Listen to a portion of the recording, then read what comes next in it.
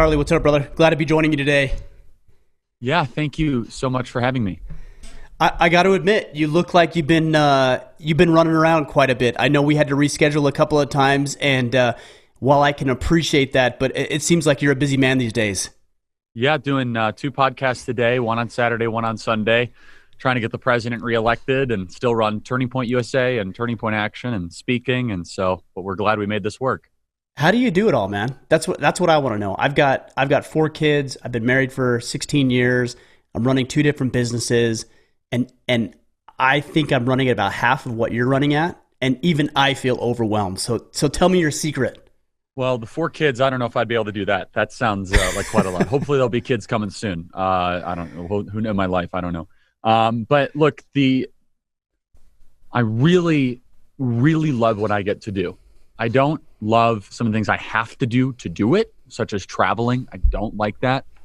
Cross-country flights, the sleepless nights, red eyes, checking in a new hotel. I don't like that, the kind of the technical part of it, but I really love pursuing ideas. I love convincing people. I love being challenged, and that just motivates you. I'm up till midnight, 1 o'clock, 1:30 every night, and then just up, 7 o'clock, 6:37, and that's on a good night. That's sleeping in, by the way. And but we have a great team. I'm very disciplined with how I spend my time. I really don't do anything that isn't pertinent to the mission. The only thing I would do, I'll work out 5 or 6 days a week. That's about it. But I don't do video games. I don't really have leisure activities. People say, what do you do for fun? I don't really do that. I kind of just do the mission. And so when you're there, we actually have more time in a day than I think people realize. I think that most people waste so much time. Yeah, I'm incredibly blessed. Wrote a book this year, made bestseller, did the podcast thing. Now it's turning into a radio show. We were doing 3 podcasts a week. Now we're doing 12 podcasts a week. I knew that. So it's wild, man. Yeah, not to mention the longer form interviews. And in a regular year, I'd be doing 300 speeches a year. Probably not going to hit it this year for obvious reasons. Sure. But I'm actually on pace. If I were to keep the pace I'm on right now, I'd be doing more than 350. But no, look, I love what I get to do. I'm incredibly blessed and just very thankful. The term I use is integrated, and it sounds like you're very integrated with your work and your life, and there's not a bunch of different hats. Like a lot of men will talk about hats. I got to wear the family hat, the dad hat, the work hat, and I found in my own personal life that if I don't pretend like I'm wearing different hats, but instead say I'm one man, whether I'm at work, whether I'm with my family, whether I'm with my friends, or in my own leisure activities, there's a lot of congruency and integration between the way I live my life, and that's much more efficient than trying to put on different hats and pretend like I'm somebody different in each circumstance. Yeah, and I have the opportunity to not have to be somebody different. I mean, one of the greatest gifts that God has given me is I say the same things publicly as I do privately, because I'm in the business of speaking, and I'm in the business of idea advancement. So people come to me and they say, Charlie, I'm a lawyer at this law firm, a partner. I own this business, and I wish I could be you because you're able to say the same thing in a work setting that you're able to say in a private setting. And so that kind of, as you say, congruency, it's actually very liberating. I don't have to pretend to be somebody in a different environment. And also, I just have decided to completely disassociate with myself with anyone that is any form of nastiness or vitriol, just as a compulsory friendship. I've just discontinued those. It is Which, too much. it's funny. It's funny you say that because, look, I see you in videos, I see you on the socials, and you have immersed yourself in, frankly, what I would consider nastiness, frankly. With the rallies you go to and on campus and what you subject yourself to. I don't know if I could handle it. Is that because of your mission? Is that your purpose? Like, what keeps you going in those hostile environments? Yeah, I actually kind of enjoy the idea collision because I actually think it's good for our country to have different ideas be presented against each other. I don't love being screamed at by some of these apparatchiks. I mean, I'm not a sociopath, so it's not something Right. I find enjoyment about. But I will say that I do think that it's beneficial when those conversations are occurring and happening, the millions of people that might be watching them in the future.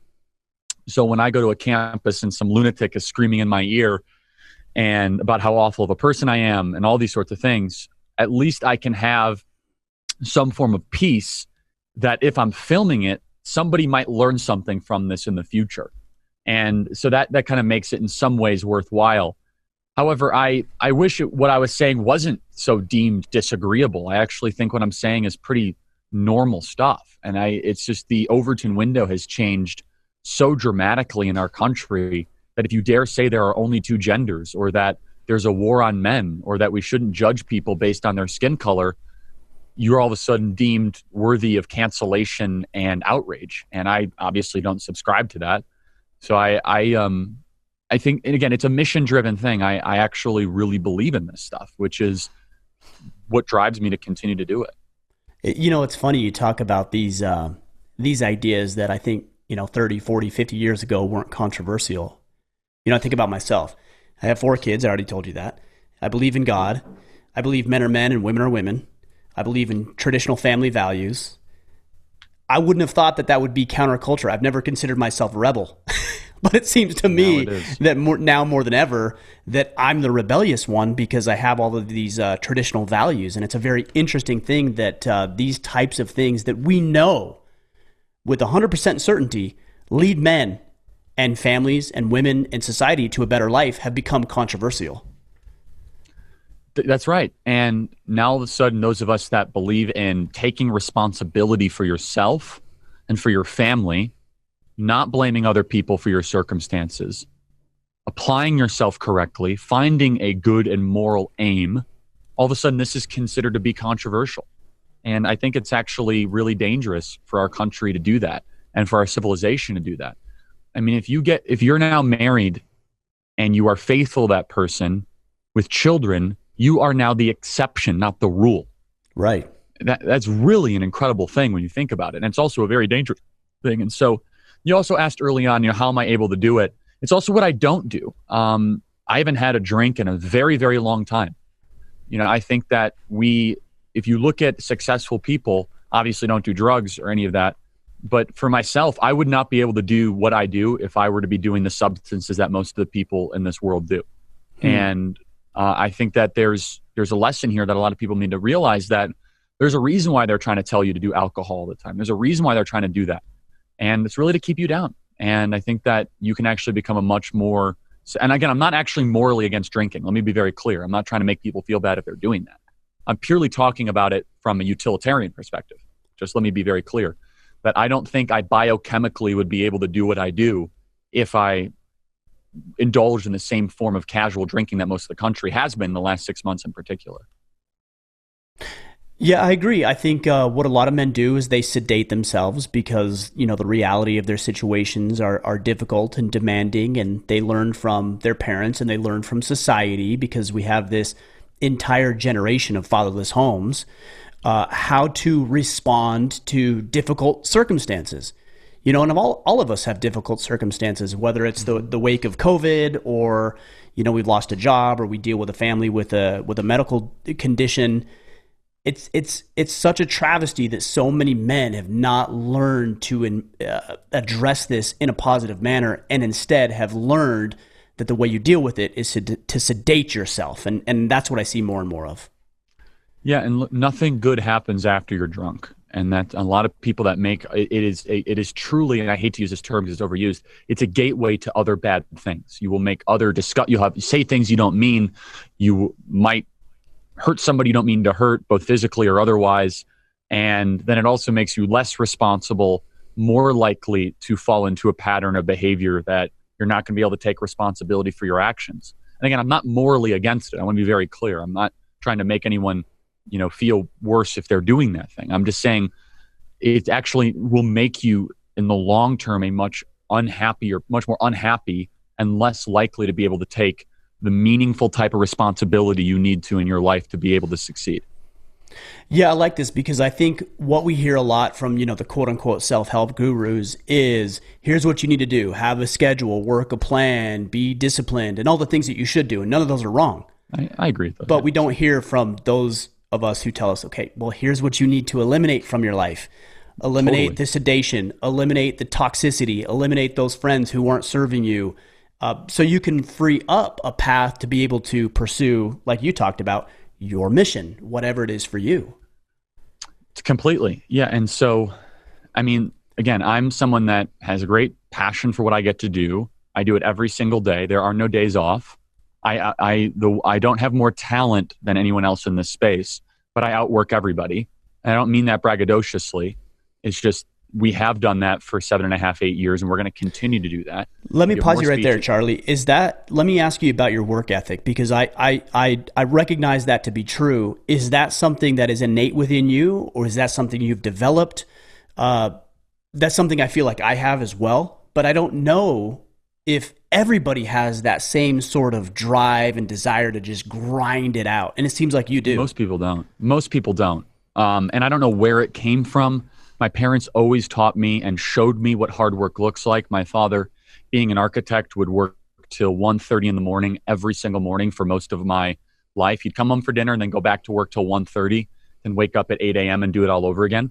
That was the kind of culture I grew up around.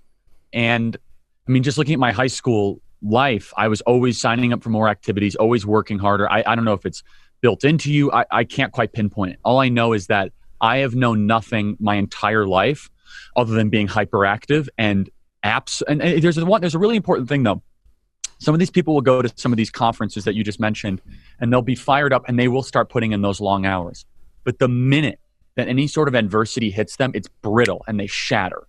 And so it's not just being able to put in the long hours and work till 11 p.m. every single night and wake up at 6 a.m. and work Saturdays and work Sundays and do not drink and don't do drugs and stop watching mindless television and get rid of your video games, all that sort of stuff, right? Again, if you're able to do a great life with those things, terrific. I love freedom, so good for you. I'm just telling you what works for me, right? And so I don't mean this in a way where I'm trying to make someone feel bad or you're a bad person for that. I'm going to keep saying that because sometimes people read into it too much. I think our listeners here are they're a little bit more aware than that, where they're willing to take things in context. I get these and, messages where people say, well, Charlie, do you think I'm a bad person because I have a beer once a week? It's like, I've never said that. Okay, people are so incapable of context and discernment for sure. Right. So that's good. And so, but to go a step further and a level deeper on this though, if we kind of look at so people go to these self-help exercise and they have no capacity to withstand suffering. The hardest thing to do is to keep going when you really come across something that requires perseverance, when you have someone betray you, when you have someone come after you that wants to destroy your career, when you have a contract fall through, when you have a project that doesn't go the way you wanted it to, when you get a very angrily worded email from a donor. In our world, in our nonprofit world, that's right. Who we raise money from. How do you deal when that happens? And that's really when your toughness comes through. And we have created one of the most fragile generations in the history of humanity. We've done it through our school system. We've done it through our pop culture. We've done it through a variety of different ways. And I know the name of this program is The Order of Man, but just for young men out there, we have fully grown infants. Most young men in our country are not young men. They do not deserve that title. They are responsible for nothing. They have no direction at all whatsoever in their life. They have no capacity to be able to endure opposition or suffering. They have no direction and no aim whatsoever. And they're just infants. They are fully grown infants that are wholly subsidized by their parents or by a masculine woman.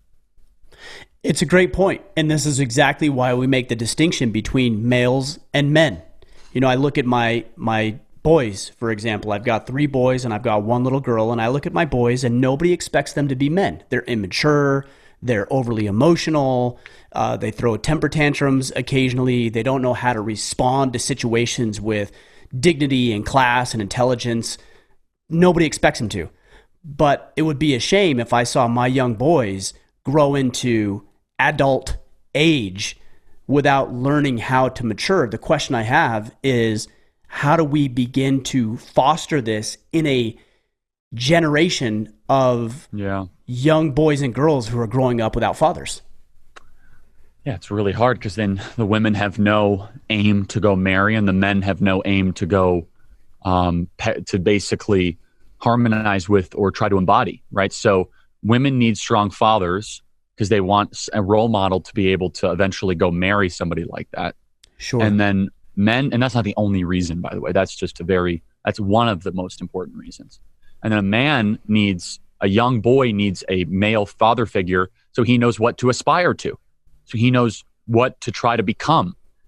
And when you break that down, your civilization will start to fall apart. But it's also, I see two-parent households where the roles are reversed, where the female has become the male and the man has become the woman.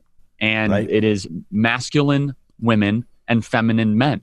And you kind of hear the stereotype on some comedy shows and stuff, but it's actually really true, which is the kind of metropolitan beta male, where if you looked hard, you couldn't find an ounce of testosterone in some of these men, and they take responsibility for nothing, and they've almost kind of turned themselves into this androgynous, very unclear form of a once man, now newly found woman. And that's a very dangerous thing for a country and for a civilization. And so what do we do for young men? And I know this. Look, so first of all, we are over-medicating young men. That's number one. No doubt. No doubt. We don't talk about this enough. If I would have grown up today, I would have been on ADHD or ADD, I should say, attention deficit disorder medication. You heard my schedule. I can't find enough stuff to do. I love being active. School is not designed for people like me. I could never sit still in second, third, and fourth grade. I could never focus on what the teacher was telling me. I would always be active. I'd be up on my feet. That's just who I am, and that's how a lot of young boys are. But my parents, to their credit, despite the pill pushers and people trying to intersect themselves, said, we are not putting our kid on medication. He'll grow up. He'll find his voice. He'll be fine. That was the best thing they could have done for me.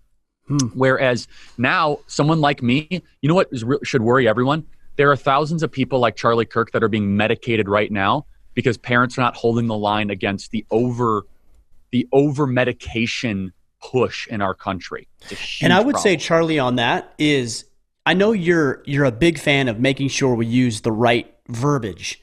And so you're saying over medication, and technically that's true, but I would say it's more over sedation. Can you imagine sedating a child, an 8-year-old child who's got creativity and passion exactly right. and enthusiasm, and you say to yourself, if you had to recognize it for what it truly was, say, you know what? I don't like all that passion. Let's strip away a little bit of that passion by popping you full of pills so that you'll, conform and toe the line and do what you're supposed to be doing. Yeah. So yeah, you're right. Sedation's absolutely a better term. And look, if someone has a legitimate medical condition unrelated to their capacity to not focus, but what happens is the entire school system's been feminized. It's designed for women, by women, to be taught by women and for women. That's fine. Women are much more agreeable than men, and boys in particular are incredibly disagreeable.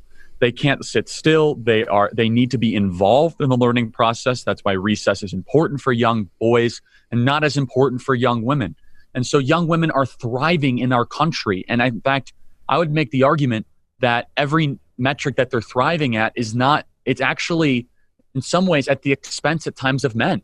And that I'm not saying that women are the problem, but the fact when 60% of college graduates are now women, that's not, that there's no equilibrium there. And that comes at some expense because the school system has been so hyper-feminized, where young women are more than willing to sit and go through an entire class without moving. A fourth grader, a young boy, forget it. That's not what, for 2 hours, that's asking a lot out of a young boy. I can't even do that as an almost 40-year-old man at this point. So let alone an 8-year-old child. Let alone in the digital age where they have a dopamine rush every time that their phone bings, and I'll get into that in a second if you want to go in that direction. Where also additionally to that, so what do we do for young boys? Let me just kind of go back. So we're overly sedating them. We're hyper-feminizing their learning environment. And also the way that we educate them just through the curriculum is absolute garbage. Young boys from a young age are being taught that men are the enemy and women are good, and you must make yourself more feminine in nature. This is garbage. It's nonsense. It's foolish. For example, the literature that we teach young boys that they have to read, they don't want to read Little House on the Prairie. They would rather read a biography about Teddy Roosevelt. And so biographies are the best way to get young boys' attention. Why?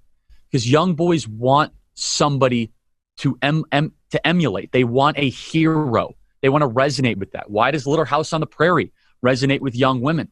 They want a family to nurture, and they're much more relational. So books that are much more in dialogue form, women do a lot better when they're in the 4th, 5th, and 6th grade. Much more the adventure form, young boys do a lot better. That's why Mark Twain was such an incredibly important author for the formation and the hero spirit for our country. We don't teach that anymore because they used a word they don't like. I mean, just grow up. And so that's the other thing. And then finally, if I had to put like third, the first being sedation, second, hyperfemination of our schools / curriculum. The third thing is that we do not challenge young men for their call to adventure. Young men need to be challenged.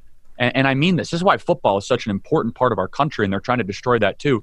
I don't think football is for everyone, but it was important for me. I could tell you in my life, when I was an 8th grader, football really made me grow up very quickly. Saying yes, sir, no, sir, to a strong male figure that made you be on the line at the exact time. Being able to run wind sprints, hierarchy, order, discipline. For me, football really got me in the line. For all that distracted energy that I had in the classroom, I had meaning, I had fulfillment, I had camaraderie. And you know what?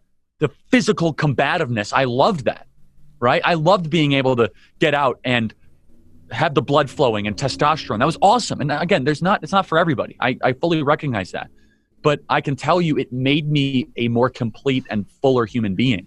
And so we don't do that kind of call to adventure as much anymore. And outside of the football analogy, we need to be challenging 16-year-olds to take responsibility for their life. Here's how you treat women. Here's how you talk. Here's how you communicate. Here's how you sit up straight with your shoulders back. You look clearly in people's eyes.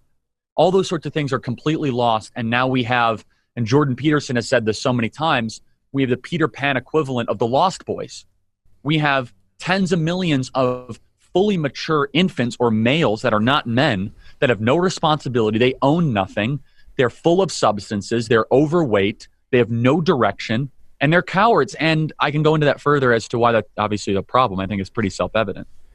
Yeah, I like the Lost Boys analogy. The analogy I've used quite often too is Lord of the Rings. Where you don't, or excuse me, Lord of the Flies. Sorry, where you don't have it's exactly the same. Yeah, no, Lord of the Flies and Lost Boys are exactly the same. Exactly. Type of idea where you're governed by the infants, basically. Right. And so what happens without that clear male, masculine, authoritative figure is they begin to take it upon themselves. And this is, I think, a big reason why we see the rioting and the vandalism and the violence and the looting, because these young men, these boys, regardless of what age they are, have never learned to toe the line. You talk about football. I had a football coach who got in my face. I remember when I went to basic training, I saw the guys that I went to basic training with. I could tell you just in the first 24 hours who was accustomed to having another grown man up in their face yelling at them and who was never accustomed to that. Who grew up without a father, who grew up without playing sports. I could tell because they broke within a 24-hour time frame versus the men who played sports, who had dads in their lives, were unbreakable. Yes. Were unshatterable at that point. I like the term you use, brittle, right? And so what the feminists have done and the weak men is they say that that's inherently abusive. Look, I had coaches that probably borderlined on abusive, and I don't mean physically. Okay, I don't. But emotionally, they really pushed the envelope on that. It made me a stronger person. Okay, it did. Made me a stronger person. However, I wouldn't wish that upon somebody else. However, they were the minority. The vast majority of the coaches I had, they pushed me to the level to make me better. When they screamed and yelled at me, it wasn't that I was scared. It was they wanted you to get to that next level. They wanted you to become a stronger person. They expected you to take responsibility for yourself. And so what the feminists have done is they say all of that moral discipline, all of that male involvement, all of it is wrong because of the few examples of abuse. Therefore, we must feminize everything. That's a really bad idea. Okay. In fact, it's a civilizational ending bad idea. Somebody said something to me the other day, and I don't really remember what it was. It might have been at a Starbucks or something, where someone said, "Man, I have to go adult today." I said, "Excuse me?" And you've heard this verb, or like whatever, it's a noun, adult. I guess I have to go adult. Right. A verb. It would be a verb. Yeah, I have to go adult as if it's something I have to do. And I said, "Do you mean that in a negative sense?" Like, yeah, I don't really want to do it. I said, and I thought to myself, I said, okay, I just ended the conversation. And I really sat down, I turned off my phone, I thought to myself for like 5 minutes, because it was just such a train wreck. This is how you destroy your entire civilization when someone thinks that adulting is bad. I got to go adult right now. Basically, and it goes back to a philosopher by the name of Jean-Jacques Rousseau. A lot of the American left, and I don't want to over-politicize this, it's just true. A lot of the political left believes in this, which is they prefer the infant over the adult and the primitive over the civilized. He wrote that explicitly, Jean-Jacques Rousseau did. And he inspired Karl Marx. And that is exactly where they want young boys to stay, is in this state of perpetual infancy. You know, it's funny you talk about this.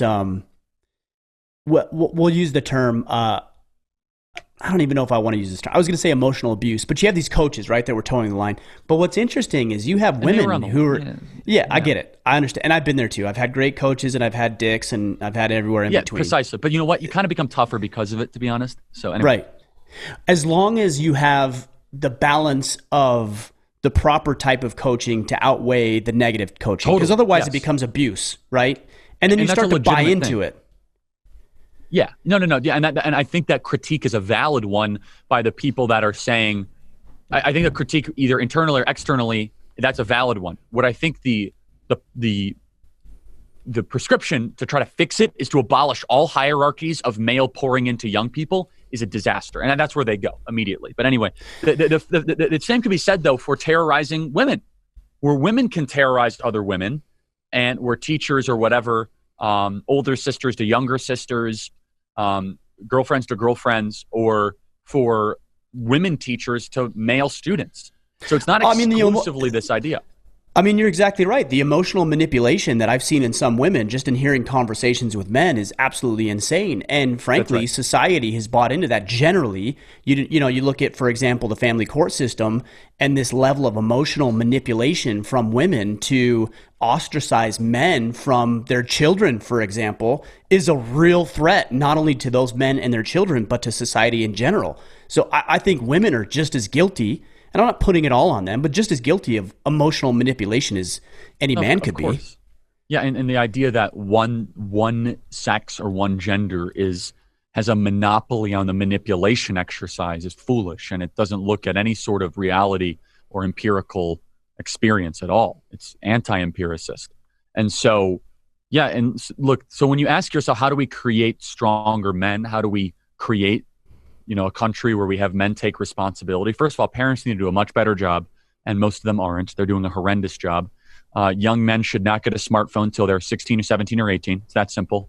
Do not give them a phone. These things are designed and programmed to have you be slaves to the Silicon Valley tech oligarchs. They are designed to be biochemically addictive, no different than big tobacco. They've admitted this in congressional testimonies, that they have created these devices to be addictive for young people. If you're a parent out there, take the phone away from your kid if they are not 16 years old and go buy them a Jitterbug, which is just a phone that they can call you in a time of emergency. That's how I grew up, and praise God it was that way. If I would have grown up in today's society getting phones when kids are 8, 9, 10 years old, I would have been a wreck. I would have been a quasi-cyborg where a lot of these people are being raised. I agree. For my two oldest, we have these gizmo watches is what they're called. So they're just a watch. They're synced to our data plan or whatever. And they can call me, my wife, and maybe 2 or 3 other people. And there's a few little minor games, but all of the games on there are centered around physical activity. So it's like, how many jumps can you do in 60 seconds, right? But outside of that, no access to anything else, because I just think there is a larger plan at play here to stray, or to have our children stray away from their mothers and their fathers. And unfortunately, it seems to be working. Here's my test. If you will not give your kid a firearm at that age, do not give them a smartphone. You think it's that dangerous? No, I know it is. When we have seen a 200% increase in suicide for preteen women since the smartphone mobile age, we have seen a dramatic increase in teenage suicides, self-harm, hospitalizations, cocaine, alcohol usage, glorification of the worst aspects of society, the objectification of women. It's no doubt. And most people would only use. So it's kind of funny. I think it could be more dangerous than a firearm. Absolutely. I mean, a firearm is only used if a bad person uses it. I know almost everybody that would have a smartphone would agree that it's made them a less human being. So if you are not willing to, if you don't trust your child to give them a firearm, then do not give them a smartphone. It's that simple. And by the way, That's once they're at interesting. that age, that's fine. Because it takes responsibility to be able to deal with these things. They're weapons. And not only that, but training. You know, I look at my oldest. He's That's right. 12, and he's used a firearm. In fact, we're going hunting this afternoon. I found some turkeys on our lower property. We're going out this afternoon when Awesome. you and I are done here. And We're gonna I'm go a big shoot believer in turkeys. young men being able to use guns early, by the way. I think it's a very important thing. As long as they have the structure, the guidance, the discipline, and everything that goes behind it, it's not. Yes, technically it is a weapon, but also it's known as a tool. But you have to know how to use the tool effectively. And I agree with that with smartphones, internet, et cetera, that, you know, it's only as effective as you use it. And our children are not mature enough to be able to use this effectively. No, but I just want to reinforce the point, though. And you might have seen the documentary on Netflix, Social Dilemma, maybe not. A lot of people are talking about it. I deleted my Netflix account, but one of my friends let me see it.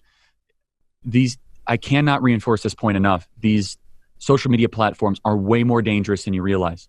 They have algorithms that manipulate, monitor screen time, listen to your conversations, and track 12, 13, and 14-year-olds' needs, wants, interests, desires, anxieties in a very, very manipulative way. And they are social programming our children. And they've admitted to this. And so that's why I try to use that analogy of firearm versus, and people usually say, what are you talking about? That's kind of provocative. No, it's 100% true. And that's the type of level that we have to have at this, because I'm telling you that we are creating a more anxious, depressed, and suicidal generation because of these devices. Well said. I mean, I know that to be true. I see my kids as friends who are involved in these things that, you know, are seemingly, you know, innocuous or you know, not that dangerous. And I can see the difference. Clearly, I can see the difference, and it's a real shame. And then we bought into the lie that, you know, this is what we need to be able to operate, right? And so we introduce these things to our kids young, and it becomes a trap for them. Yeah, it's very dangerous. It's not going to end well. I want to shift gears a little bit. You know, one of the first things you said is how involved and how much weight and emphasis you place on, quote unquote, your mission. What would you say your mission is? I mean, I hate to phrase it this way. I'm trying to save the country. So, I mean, From we've been what? given this incredible, from people who are not grateful that they live in this country. I mean, we have a counterinsurgency ideologically and culturally that, quite honestly, have a completely different vision for America. And I'm trying to save it from, I hate to be this political about it, I'm trying to save it from the bitterness and ingratitude of the left. I'm trying to save it from people that, quite honestly, they're angry that they live in America, not thankful that they live here. And I also believe very firmly that a country's ability or inability to communicate our founding values, our core values and morals to young people, that will basically predict or be the judge of whether or not your country will continue to exist. And we have things so good in this country. We have grown so comfortable. It's so convenient. It's so easy that we have no idea how easy this thing can all crumble. And I deal with the most radical voices on the left. I see their ideas being mainstreamed and platformed on a daily basis, where police departments are being defunded in Minneapolis and murder rates are up 40%, where pedophilia is being decriminalized in California, where Section 145 decriminalizes pedophilia, where I see cuties on Netflix. If this is not a fire alarm for those of us that just believe in decency and believe in normal American values, I'm obviously a conservative and I'm not unafraid to talk about it. However, if you're not even political, this should concern you, because there's a disintegration happening in front of our very eyes. And so, I mean, I hate to put it in those terms, you know, save the country, but that's basically what I try to do. Yeah, I don't think that's off. You know, and I don't think you need to hate putting it in those terms, because, you know, I believe a lot. No, I just don't want to make myself seem like well. I'm an Avenger character or something. But yeah, it's like I am trying to save the country. So I mean, let's be honest. You know, a lot of us are in the industry not only of informing but entertaining too. And so, you know, maybe we use some of that hyperbolic language. But, you know, I believe when you say something that you don't mean it to be inflammatory. You don't mean it to grandize. You're doing it because you genuinely believe it, and there's some integrity there. Look, there's going to be people who don't agree with me or you. I know you're a polarizing figure, but I At don't least try there's to some be. integrity here. No, you don't try to be, but just through the nature of society, you are, right? And I think anytime you find somebody who's convicted so strongly as you are, there's going to be people who are strongly convicted in the exact opposite, and that's what makes it polarizing. No, I But think my that's fair. question No, is, again, I don't disagree with that. Go ahead. well, my question is, why the hostility? Like, now look, I happen to agree with a lot of what you have to say, probably 99% of what you say. But let's take the 1%, or even if it was more, I can't imagine myself being so hostile towards you or anybody else that, I'd wish you violence or death or any catastrophe to fall upon you. But it seems to me that not only are we polarized, we wish violence on people. I don't understand where this is stemming from. I mean, it's part of a belief that has grown from postmodernism in our country, where they believe dialogue and discussion is dangerous. And not just dangerous, they think it's evil. Look, there's two ways to govern human beings. Aristotle said it best. We as human beings are the speaking beings. So Aristotle, of course, the student of Plato, who is the student of Socrates, the ancient classics that built ancient Rome, kind of the birthplace of a lot of the ideas that we discuss here in the West. Aristotle famously said, what makes us different than any other creature on the planet is we can talk. We should not forget that. So there's two ways to govern humans. One way is through talking and speaking, convincing, reasoning, getting together in a room and coming together and saying, this is a bad idea, it's a good idea, let's have some nuance, some compromise. Okay, the other way is by force. I have a bigger army, a bigger sword, and I'm willing to use it. Shut up. Most of human history has been governed by force, not talking and speaking. The American idea, the American experiment, was let's govern by speaking and talking. So now we have a devolution back to this idea of governing by force. I cannot get a liberal to talk to me on my podcast. I can't find one. Why? I'll go talk on any liberal podcast. They never invite me on theirs, and they won't come on mine. They believe speech is evil.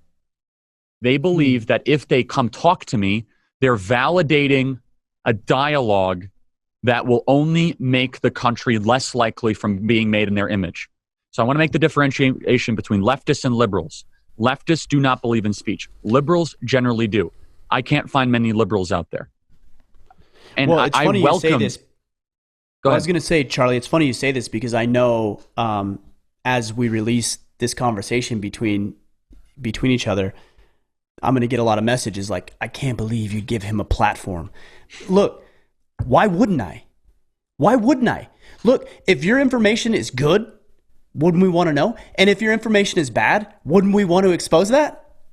And just tell me one thing I've said that's wrong or reprehensible and come tell me about it. That's my whole thing. I mean, just to reinforce it, I go to a college campus, I sit down there for 3 hours, and anyone can come up to me with their own camera and film me and make me look like an idiot at any time. I sit there and I wait for you.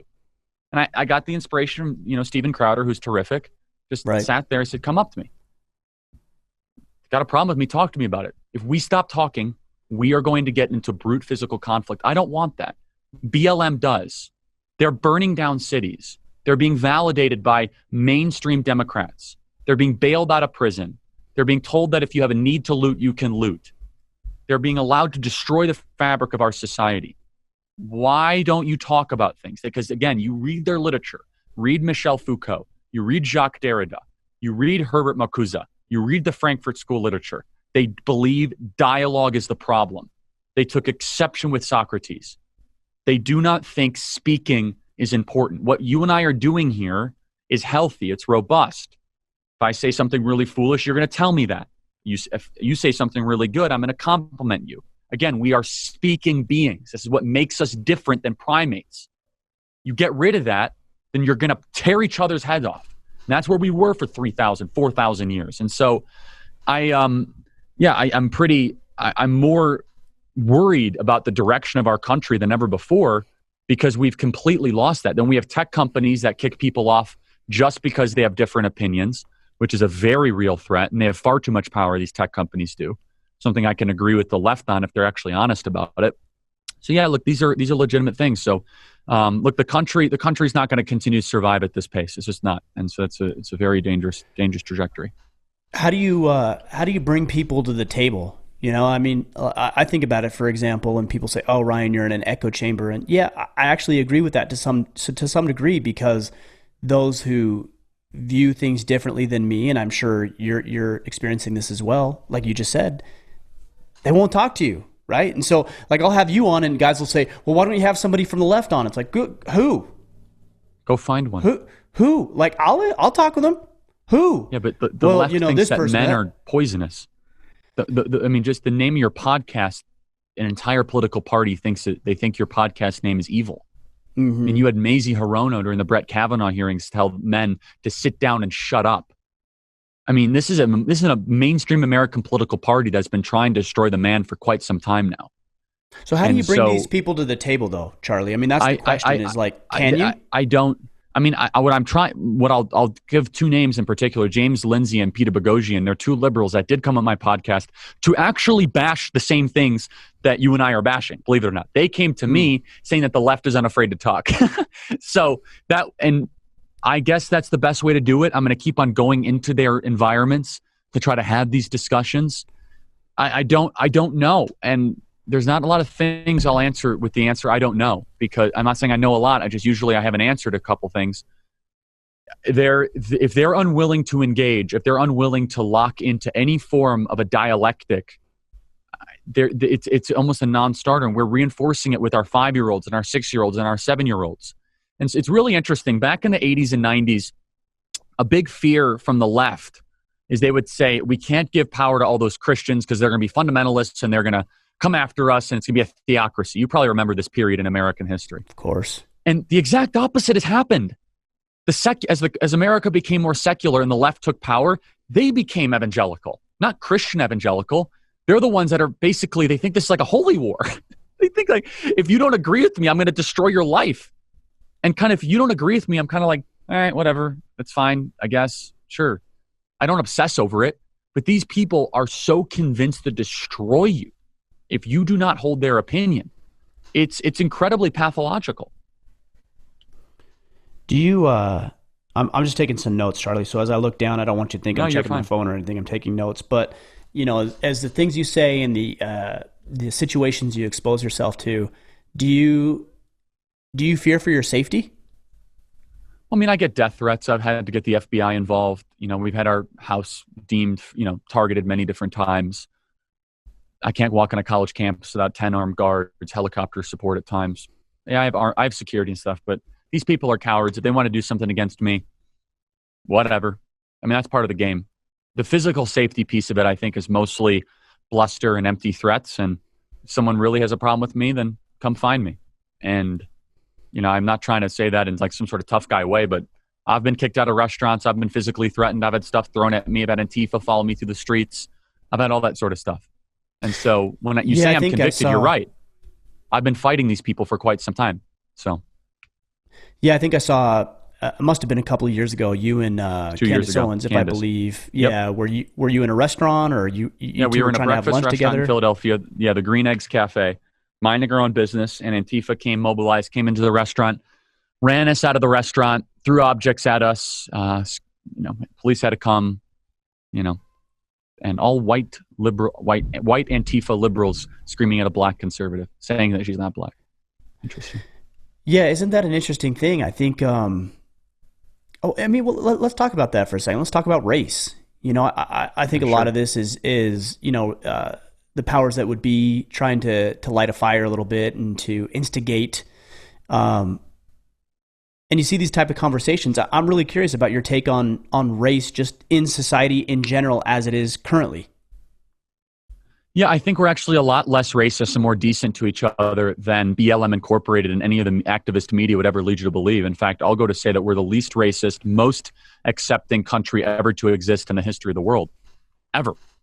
And let me just go back by saying I grew up in America in 2008 to 2012. I went to high school in the suburbs of Chicago, a 53% English as a second language high school. So as a white person, I was a minority as a white person in my high school, Wheeling High School. You can look up the demographic info. It is a majority Hispanic high school. My best friends were everything from illegal aliens to immigrants from Jamaica to African Americans to blacks, you name it, right? Polish. I say this with with a lot of reflection being done to this, we did not care about each other's skin color. We looked at each other as human beings, and I grew up in that post-racial America. I experienced it. I know it can happen. I lived through it. We treated each other decently. Everyone had the same opportunities as anyone else in our public high school. There was an institutional racism. There was any of that crap. It didn't exist.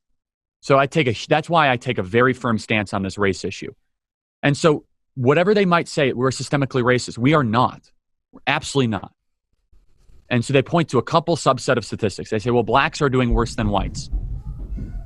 I said, wait a second. You mean that if you look at the data, a black child who is raised by a mother and father who stay loyally married is far more likely to succeed than a white kid that is raised by a single mother. It's that simple. It is not a race issue. It is a father issue. And we have subsidized fatherlessness from the top down through the Great Society Act. We've emasculated fathers. We've been through that. Our public school system has been hyper-feminized. And you repeat that cycle over the last couple decades, yeah, you're going to get the outcomes you get. That's not a racism problem. That's a family problem. And here's another great example as to how we're not a systemically racist country. And again, I lean in on these race issues, no holds barred. You know, most people are afraid to have these conversations. You're not allowed to talk they're like, oh, you're not allowed to say this as a white man. I'm like, why? Right, you're white. I'm a white straight man, and I know you've heard this more than me. Every time somebody says that, I'm like, oh, so what? I'm not allowed to have an opinion. I'm not allowed to share my perspective because I'm white and I'm straight. Yeah. This is ridiculous. Well, and by the way, truth transcends skin color. So whoever believes that, you're racist. You're judging people by the color of your skin. But the greatest example of all this is Nigerian immigrants to America. Nigerian immigrants to America are the most successful immigrant ethnic group to America over the last 25 years. They're black. And they've succeeded unbelievably well. In fact, I could read an article from Aussie.com. Aussie.com, which is a left-wing publication, generally. They're partners with Vox and many others, where they say we need more Nigerian immigrants in America because they succeed at such high rates. So either Aussie, the far left-wing publication, either they hate Nigerian immigrants because they want them to come to a systemically racist country, or they actually might be looking at the same data that I am, which is that we're not systemically racist. Why do Nigerians do so well in this country? I'll tell you why. In the Nigerian culture, family is everything. Everything. In Nigeria, they have the highest birth rates of any country in Africa. They're the most populated country in Africa. The Nigerian culture, for whatever reason, and there's plenty of good books written on this, is a country and a culture of monogamous marriage, of intergenerational families supporting and living with each other, of working hard, of valuing education. So if Nigerians can do so well in this country with coming with nothing and entering with nothing, and these are liberal publications that are saying this, by the way, Bloomberg, Aussie, Vox, you name it. You can look it up. Just type in Nigerian immigrant success stories. And the data shows it. They do better than white Americans in our country. Maybe the country's not rigged for just a skin color. Maybe the country's set up to reward choices. And so I am really exhausted looking and viewing at personal people that do not understand the landscape. They don't understand the statistics or data, but they're incredibly driven emotively by a couple issues in the news that they're supposed to be outraged about, even though they know nothing about it, like the Breonna Taylor case, which is ridiculous. Made a whole video on that. Happy to dive into that if you want to, where you're told to be mad about something when the data does not reflect any bit at all whatsoever. Well, you know, the hard part is that most of us, and look, I've fallen prey to this as well. It's like, I don't need the data. Just give me the clickbait, you know? And so you look at these titles and it's like, oh, I got everything I need. Well, no, you actually don't, because not only is there not more information buried in the article, there's more information that goes on behind the scenes that is not even in the article. Yeah, I mean, let me tell you something we should be worried about in our country right now. We're on pace to have 500,000 less children next year than this year. That warrants a nationwide conversation. Let me tell you a real crisis in our country. It's not police officers killing black people, okay? That happens less likely than you are to be struck by lightning, just so you understand, statistically. A real crisis, 1 in 4 young people have contemplated suicide in the last 90 days, according to CDC. When no real crisis, antidepressants are now the most prescribed medication for the people under the age of 30. Alcoholism, cocaine, self-harm, hospitalizations, they're all up. You want to know a real crisis? 100,000 small businesses have gone under since March. So the media, in their hypnotic ways, the simulation, as I like to call it, they're telling you to believe the sequence of lies, and this is propagated by LeBron James and by the National Basketball Association and the National Football League and our major corporations, that we're systemically racist. First of all, no, we're not. Second of all, there are 280 other issues that I could list ahead of policing in America as the biggest issue in our country. Family formation, drug addiction, sedating our children, communicating our values, literacy rates. All those things matter abundantly more. As I mentioned, birth rates going down. Most people don't talk about this. Go to the Brookings Institution study from June of this last year, June or July, published by Bloomberg. Civilizational collapse upcoming, the unintended consequence of the coronavirus. So we're on pace to have nearly a cut in half of our birth rate, and no one knows this. Wow. That's interesting. You know, it's funny you say this because just last night we had some friends. I live in Maine. We had some friends come through. I love Maine. It's beautiful. They're from Utah. They came up here, and we were talking with her. Her daughter-in-law is about to have her 101st grandchild. Wow. I can't even, I'm thinking about that. I'm like, wait, I can't even are they from fathom. Utah? They're from Utah, of course, right? Yeah, of course. I think large they're, families. Yeah, they probably LDS. So yeah. Yes, of course. And I am too. So like, I completely understand that. We have large families. We bring a lot of kids into the world. I think it's great. Don't get me wrong. I'm applauding it. I think it's awesome. I've talked with people who are very, very concerned about bringing kids into the world in this environment. And I can't personally think of a better way to reverse the trend of society than to bring an army of young men and women who are raised in righteousness into this world to reverse the trends that we're seeing in society right now. Completely. Yes. And so one of the major reasons why people say they're not having kids is because of fear. You're right. Number two is socioeconomic reasons. And then also just three, that we socially isolate ourselves so much. And this sounds really strange. We have more single young people than married young people. We have a crisis of young men that are afraid to approach women because they're afraid they'll be accused of something. They're uncomfortable in that kind of situation or scenario. And they have no masculinity in themselves at all whatsoever to be able to have a meaningful relationship. Right. So yeah, this has long-term generational consequences to it. Where look, the federal this is what people say. Well, what would you do about this politically? Because I try to have somewhat of a solution for every problem. We should sell the federal lands out west to young families under the age of 30 for almost dime on the dollar to go have many children. It's that simple. We should make it easier to have big families. It sounds oversimplified, but I would have to agree. You know, I've heard we did it before. It's homesteading is what it is. I mean, millennial and homesteading. That's part of the reason we moved out here. You know, we've got just under 50 acres. We moved out here. We homeschool our children, and we have for the past 2 years now. We've got big family. We've got neighbors who have big families, and I love this style. You know, one of the things I'm seeing, and I think this is very deliberate and intentional, is a dismantling not only of the family unit, but also of the church. And I think the church in a lot of ways 100%. has replaced the family unit. That's where people gain a lot of their values from and understand how we operate successfully in society. You know, and I've heard people that you're connected with talk about how culture precedes politics, right? And this is exactly what we're talking about, a culture of family, a culture of values through the church, whether that's the LDS church or the Catholic church or some denomination of Christianity. This is where our values are derived from, and it's being dismantled right before our eyes. Yes, and the church is now playing in a lot of different churches, and obvious, exceptions are my pastor, Rob McCoy, and many others that do such a great job, communicating these values. Is now a lot of them are complicit in these disintegrationist movements of our country. So, well, I think we bought into the notion as a Christian that somehow, I don't think it would be this deliberate, but almost that we're supposed to be weak as opposed to meek. And that's actually the reason I reached out to you. I've had you on my radar for a long time because I followed what you're doing, and I listened to the conversation last week or a couple of weeks ago that you had with Pastor Rob. And I thought, man, I really got to pull the trigger on this and get Charlie on the podcast. Oh, thank you. Yeah, man, what you guys shared was so powerful. And I love to hear not only from you, but from Pastor Rob, strong Christian men who are unafraid to share your perception of the way that we can make this society better. And it seems like there's a lot of Christians out there who are afraid to do it. And it's a question of how do you want yourself to be governed? It's a question of, Civil society is not a place where Christians should compartmentalize our worldview. We should be actively involved in it. And so in California, when they're passing SB 145, which decriminalizes pedophilia, and the American church is generally silent on that, we'll be judged for that. Oh my goodness, will we be judged for that?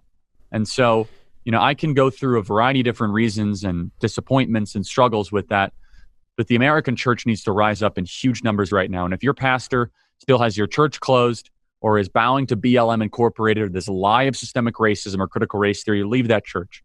Do it respectfully and do it lovingly. Get out. It is not worthy your time or your tithes. I actually saw a video just before you and I hopped on the call of he must have been a pastor of a church, and he was outside in what looked like a parking lot, and there was circles spray painted in the parking lot, and they were distanced. And so he had his congregation there. Well, the video was him being arrested. His congregation was there. They were singing hymns. They were worshiping, and he was being arrested. Is that where it was? Okay, because he had, I don't know, no mask on, or because he congregated all these people, or whatever the reason was. Crazy. Yeah, and look, they're going to keep, and by the way, BLM Incorporated can march through the streets and destroy and savage our cities and act like thugs and criminals, and they don't get arrested for that. But pastors open their church and they get criminalized and they get arrested for that. Man, it's time for the church to wake up to this.